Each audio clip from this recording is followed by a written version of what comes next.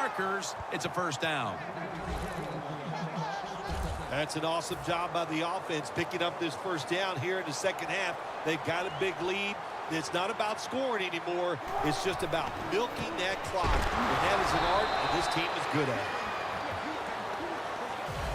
They came out here in the first half and established the run, and they haven't let up since halftime. They haven't. We have a very good run offensive line out here today. We got a really good running back, and the coaches, they kept giving the running back the football, and they are getting it done. With any running game, one of the keys is to be consistent, and that's what we've seen from this team 2 straight weeks. That's right. You know, listen, I look at this offense and this running game. They have so many ways to get it done. And also, they have a running back who can go around you, and he's strong enough to run right over the top of you.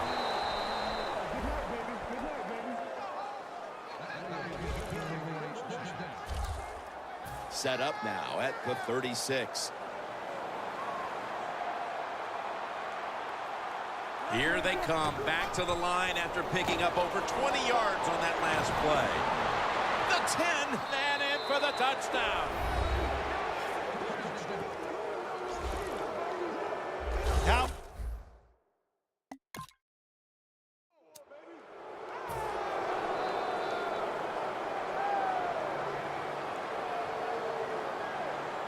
Wilson's lined up. 2 tight ends set. They knocked him down behind the line of scrimmage. The Packers defense is so fast and so powerful. That time of the run play, they just overpower the offensive line, and they tackle the runner for a loss. Second down and 12. Out of the eye. Here's the handoff.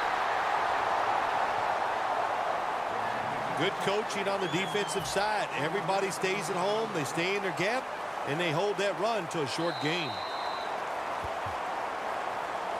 Welcome back. Not quite as riveting as many expected coming into this one. The final quarter underway now with this snap. The Seahawks trying to catch the defense by surprise here on 3rd and long. They go with the run, and sometimes those runs on 3rd and long work. They'll call on Weatherford for the punt.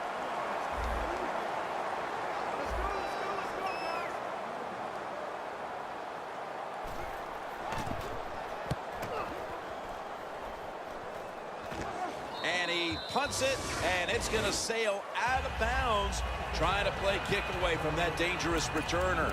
The Packers defense forced the 3-and-out the last series. You know what they did? They went out there and whooped the offense. You know what I mean by whoop? That means you just dominate, and they did it. The Seahawks have it at the 34. And he is tackled down at the 38-yard line. Another carry here, and now he's one good run away from breaking the single-game rushing record. Well, 15 yards, that's one good run from him, but that'd be about 4 runs from me, Jim, or you. But not to be funny here, because it's a great moment. It's been a special day for the running back and the offense, and I hope he breaks the record. And here's a stat line that comes as a surprise to no one, Phil. This running back getting it done once again on the ground. No surprise, that is right. Listen, this team practices the running game. They are tough. That's why they get it done week in and week out.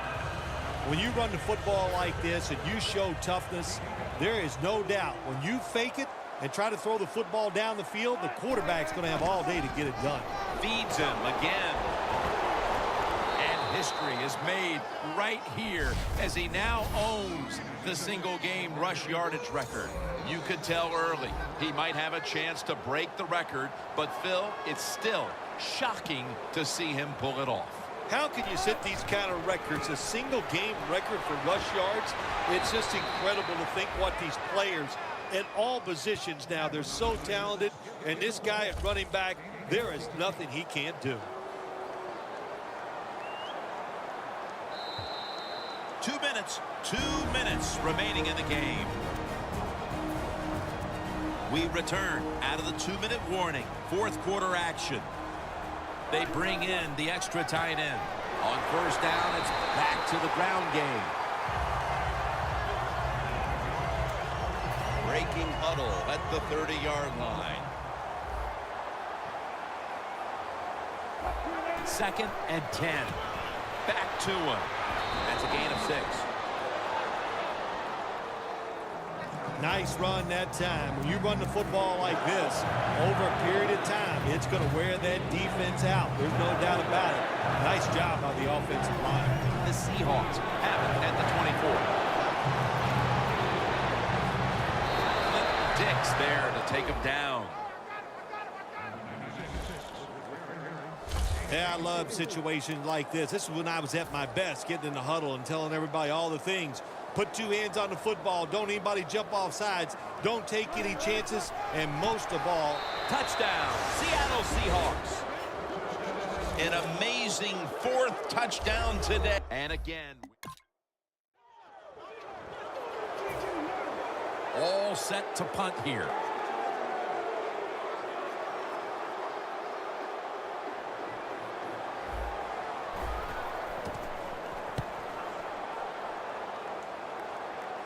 And that punt is going out of bounds. They are not going to allow them to return it. Julius Peppers coming onto the field now. And he's had his share of struggles in this game. But for that matter, so has the rest of that defensive group, Phil. yeah, wasn't a great day for the defense, but I'll say this. I thought they played hard. They played smart. They hustled. The other team was just better today. Well, that's just the right call to make. In this situation, just run the football. Don't try to be some genius and catch the defense off guard. Manage the clock and just get this game over with. Outside now on the toss. Taking it all the way home for the touchdown. And of course, as we look at the drive,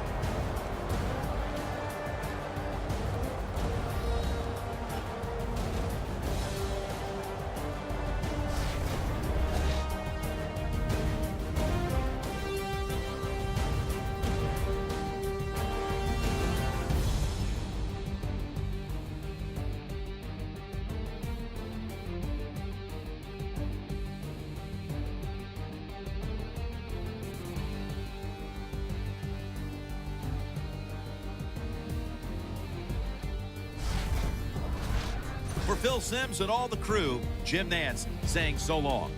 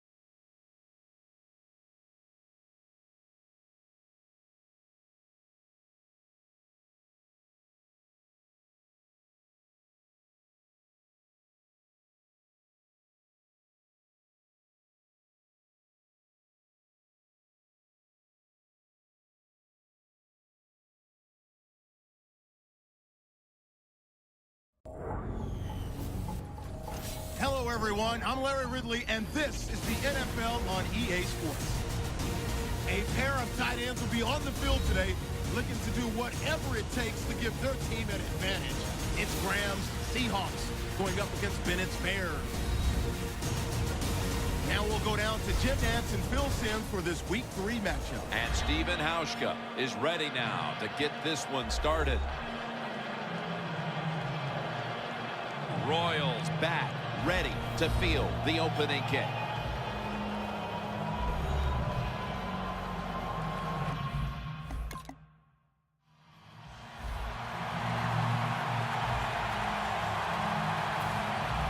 The Bears will have to punt.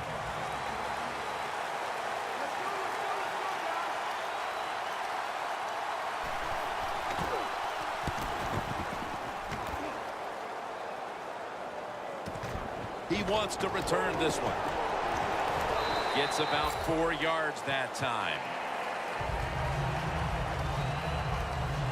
Wilson's got his helmet on now as he comes to the huddle. Last week, he did not have a single touchdown throw, and he's looking to change that today. Russell Wilson, I think what we saw from him this past year, not only the fact that he can move around, but he is a deadly downfield thrower. That's what made him so successful, the fact that he was willing to take big shots. First down at the 27. Still not taken down. Gains 18. What a good job by the running back that time. He reads the blocks very well, and he picks his way through there and picks up a first down. That's nice. It's a two tight end formation. Gets the handle here. Tackled right around midfield. Here's the Seahawks offense, a model of efficiency a week ago without a single giveaway. 2nd and 6. Right back to him one more time. They'll mark him at the 46.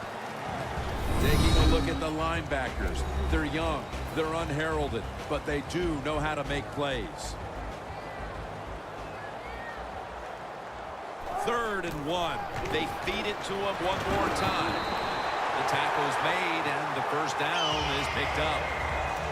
That time, nice job. Offensive line gives him a little hole, and he gets in there and shows his toughness and picks up the first down. The Seahawks take it from the 43. Has 12 on this play. You're running back in this league and you pick up first downs and you don't fumble the football, I promise you one thing, you're going to get more carries.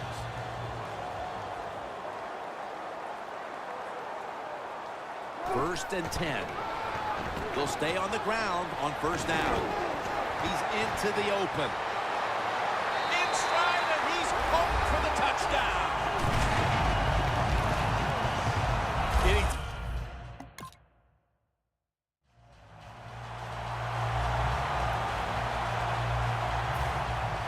They're in punting formation.